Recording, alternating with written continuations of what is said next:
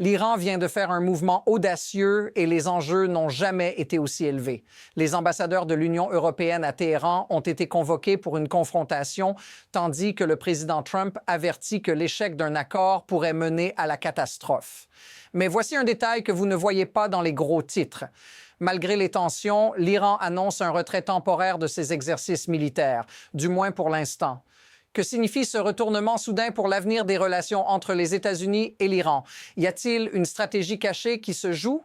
Restez avec nous alors que nous décortiquons ce qui se passe réellement et pourquoi cela vous concerne. Ce retournement d'Iran ne se passe pas en vase clos. Ce n'est pas qu'un simple incident isolé. C'est une manœuvre dans un jeu bien plus vaste, un jeu où chaque mouvement pourrait déclencher une réaction en chaîne. Alors, pourquoi maintenant? Pourquoi l'Iran choisit-il de reculer après des mois de tensions croissantes et d'escalade militaire? Plus que cela, pourquoi cette diplomatie soudaine au moment même où la pression internationale est à son comble? Cette semaine, alors que des pourparlers s'ouvrent en Turquie, la question qui persiste est: Iran va-t-il vraiment négocier ou est-ce juste une tactique pour gagner du temps? Mais voici la vraie question. Et si cette pause n'était qu'une illusion? Et si ce mouvement d'alignement n'était que l'ombre d'un plan bien plus grand que nous ne comprenons pas encore? Voici la première preuve que les choses prennent une tournure inquiétante. Iran vient d'annoncer qu'il ne prévoit plus de mener des exercices de tir en direct dans le détroit d'Ormuz après un avertissement de CENTCOM. Mais ce qui manque dans cette déclaration est tout aussi crucial. Pourquoi avoir annoncé les manœuvres militaires si rapidement pour ensuite faire marche arrière si soudainement?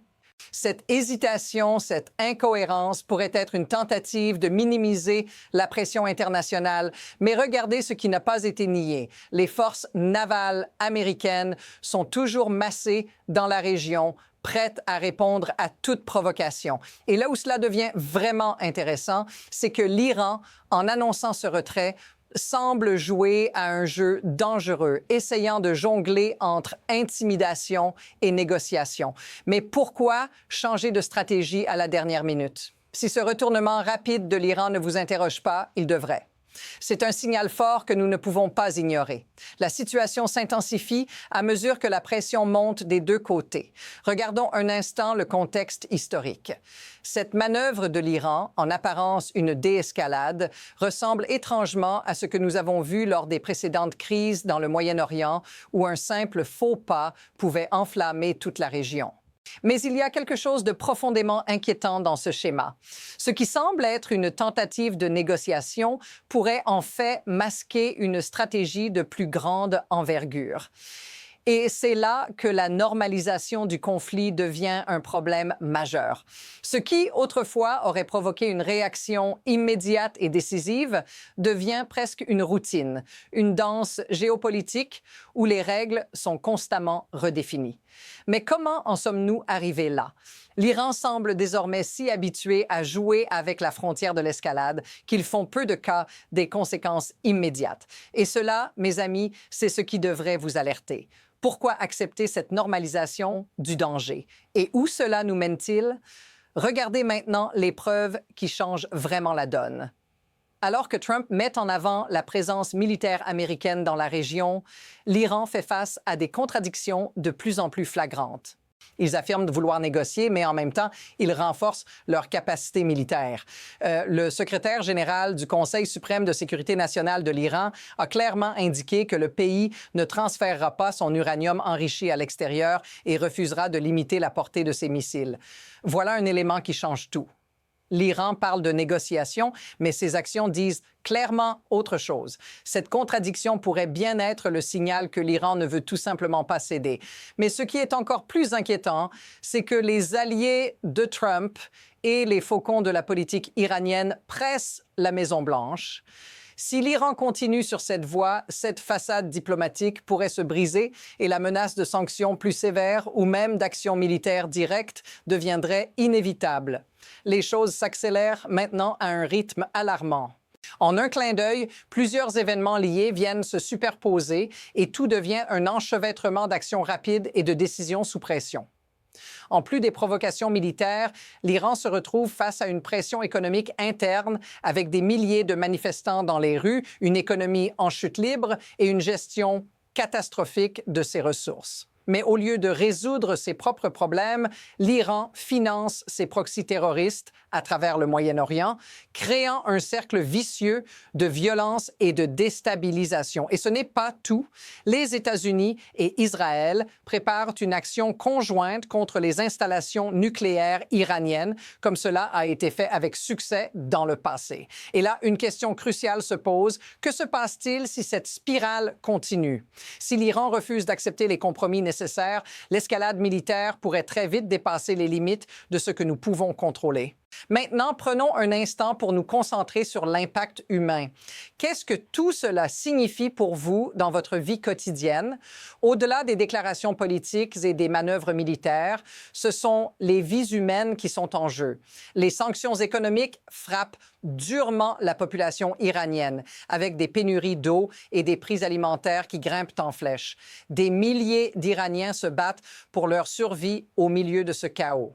Et pendant ce temps, le gouvernement en place, loin de se concentrer sur ses citoyens, alimente des guerres par procuration à travers le Moyen-Orient, déstabilisant des régions entières. Les jeunes Iraniens, particulièrement ceux qui protestent contre le régime, risquent tout pour réclamer une vie meilleure. Mais à un niveau plus personnel, cela nous touche tous. Si vous avez déjà ressenti une injustice ou l'angoisse de ne pas savoir ce qui se passe, vous pouvez comprendre la souffrance du peuple iranien. Si cela vous parle, dites-le dans les commentaires. Derrière toute cette agitation, il y a un mécanisme plus profond qui permet à cette situation de perdurer. Ce n'est pas simplement une question de négociation diplomatique ou de rivalité militaire. C'est un système de pouvoir où les intérêts sont tissés ensemble par des leviers économiques, des alliances géopolitiques et bien sûr la peur. L'Iran utilise sa position stratégique pour manipuler des ressources essentielles comme le pétrole, tout en menaçant de déstabiliser la région. Mais ce qui est encore plus inquiétant, c'est que les grands joueurs du Moyen-Orient, des pays comme l'Arabie saoudite et les Émirats, ont intérêt à voir l'Iran affaibli, même s'ils n'osent pas s'allier publiquement avec les États-Unis.